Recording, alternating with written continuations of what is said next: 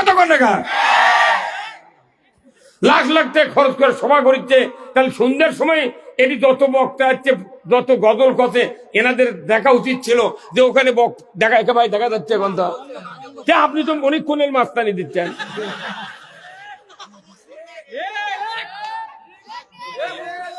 আজ একটা দিন যদি বক্তা আপনাকে চেয়ারে দেখবেন না পারিতে, বক্তৃতা ফিস লেখাটা আর একদিন চলে যাবি।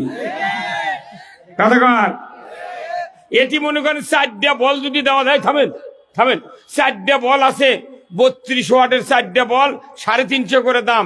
4টা বল দিলে এই ব্যান্ডেল হবে দিন।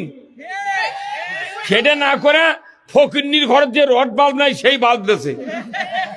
বাংলাদেশের একটা মানুষের রড বাল্ব কেনে না, এটি করে বল দেয় কৃষক, একটা বলে 20 টাকা ভাড়া হয় না। অল্প দিয়ে যদি আলো বেশি হয় তাহলে ওগুলো বেচবি কে?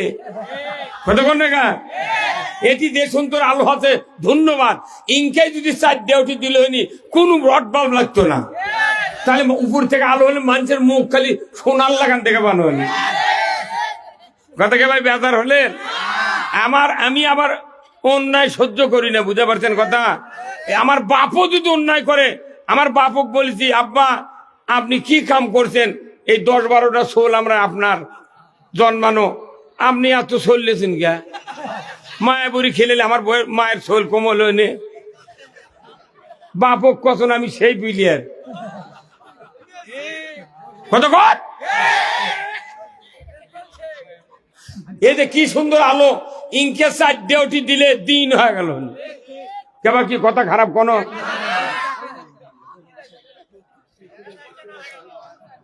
যাই হোক, যা হতে আছে আগামী বছরের জন্য প্রস্তুতি লি।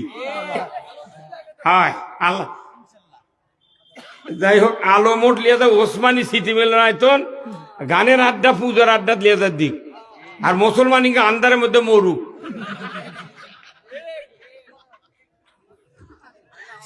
ই কখনো এখনো হয়নি, ধাক্কা দিয়ে কথা বাইর করে দেওয়া লাগবে।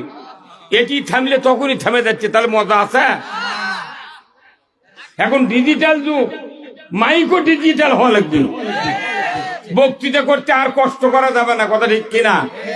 এই বক্তৃতা খালি এই শাখারিয়া শুনিচ্ছে না, বগুড়া শুনিচ্ছে না, একবারে সারা বিশ্ব দেখতে যাই মাহফিল।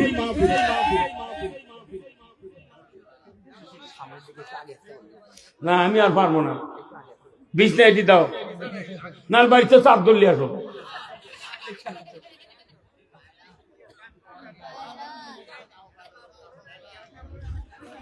একদিন শোভা তুমি তো বক্তৃতা করে গেছো, দেখো আলো দেখা যাচ্ছে না, আবার নাইট নিয়ে যাচ্ছিল। আলহামদুলিল্লাহ, আল্লাহ তাআলার দরবারে শুকরিয়া। এইটা আবার 3 ভাগ মারিচ্ছে গায়ে। আল্লাহ তাআলা আমাদেরকে এই শাখারিয়া সর্দারপাড়া কর্তৃক আয়োজিত গামেদি জামে মসজিদের উন্নয়ন কল্পে আজকের এই কোরআনের মাহফিলে বসে কোরআন, ইসলাম, রসুলের জীবন আদর্শ, দুনিয়ার শান্তি, আখেরাতের মুক্তি, দুনিয়ায় চলার পথ, আখেরাতে মুক্তির পথ, পারিবারিক জীবন, সামাজিক জীবন, রাষ্ট্র জীবন, অর্থনীতি, সমাজনীতি, রাজনীতি, জীবনের সকল ক্ষেত্রে যা যা প্রয়োজন কোরআন এবং হাদিসে আছে, তার থেকে কিছু কিছু কথা আমাদেরকে আল্লাহ তাআলা বলা, জানা, শোনা, বোঝার যিনি সুযোগ করে দিচ্ছেন, সেই মুনিবের দরবারে প্রাণ খুলে জবান ছেড়ে দিয়া মহব্বত নিয়ে পড়ি আলহামদুলিল্লাহ।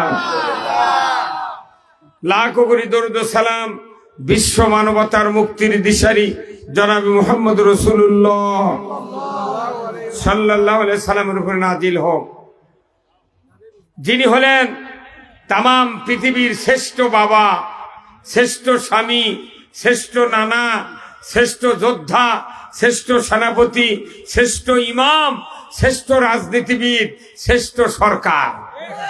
জোরে বলুন ঠিক কিনা? আল্লাহ রাসূলকে রাষ্ট্রনায়ক জোরে যদি মুখ দিয়ে উচ্চারণ করেন ঠিক, মুখের দাঁত কি লড়ে যাবি? তা আল্লাহ রসুল কোরআন দিয়া কয় বছর পৃথিবী শাসন করেছেন? কয় বছর? হ্যাঁ, 10 বছর।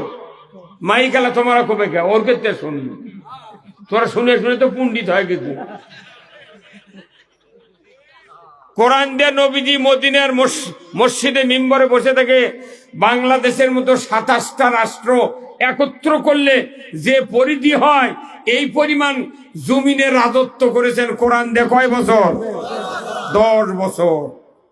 তাহলে রসুল যদি কোরআন দিয়ে দেশ চালে থাকেন, আবু বকর রাদিয়াল্লাহু তাআলা আনহু যদি দেশ চালে থাকেন, উমর ফারুক যদি কোরআন দিয়ে 10 বছর দেশ চালাতে পারেন, হযরত ওসমান, হযরত আলী, আমরা কোন সৈমুদ্দির বেটা হচ্ছে কোরআন বাদ দেয়া বাপ দাদার আইন দিয়ে দেশ চালান লাগবে? কথা কোন না? আমাদের এই নবী কোরআন দিয়ে পৃথিবী শাসন করেছেন। আল্লাহ রাসূল বলেছেন, যদি আমার একটা উম্মত কিয়ামত পর্যন্ত হায়াত পায় আর কাবার মাথাপে যদি বাড়ি ঘর করে দেয় সরকার, ওখানেই খাওয়া, ওখানেই শোয়া, ওখানেই থাকা, আর সে যদি রসুলের নেতৃত্ব আর আদর্শ যদি মেনে নিতে না পারে, তার কোনো ইবাদত আল্লাহর দরবারে কবুল হবে না।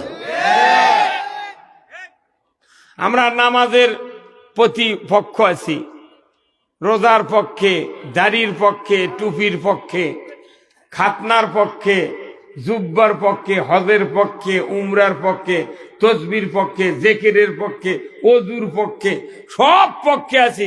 যখনই কোরআনের আইনের কথা হয় তখন কয় বুঝি তো, আসল কাজই হলো শেষ।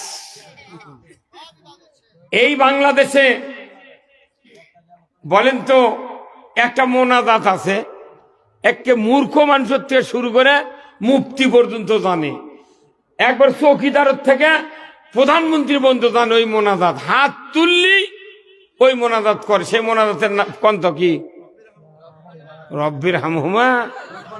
ওটা তো বছর অন্তরে একবার কয়, ঈদের নামাজ পড়ে যা বাপের কাছে, কথা কয়। সেই মোনাজাতটা হলো কি? রব্বানা আতিনা ফিদ দুনিয়া হাসানাতাও ওয়া ফিল আখিরাতে হাসানাতাও ওয়া কিনা আযাবান। এই মোনাজাত এমন লোক নাই যে তাই না জানি। কি পেপার আছে, এই পেপারের প্রথম পৃষ্ঠায় দেখবেন কয়েকগুলি হেডলাইন থাকে না? এই হেডলাইনের প্রথম পৃষ্ঠায় লেখা আছে, যদি ধরে নেন যে অন্তর্বর্তীকালীন সরকার ডক্টর ইউনূস আগামী নির্বাচন সুষ্ঠু করার লক্ষ্যে সেনাবাহিনী, পুলিশ এবং ইসি, সিইসি এমন হুঙ্কার দিয়েছেন যাতে ভোট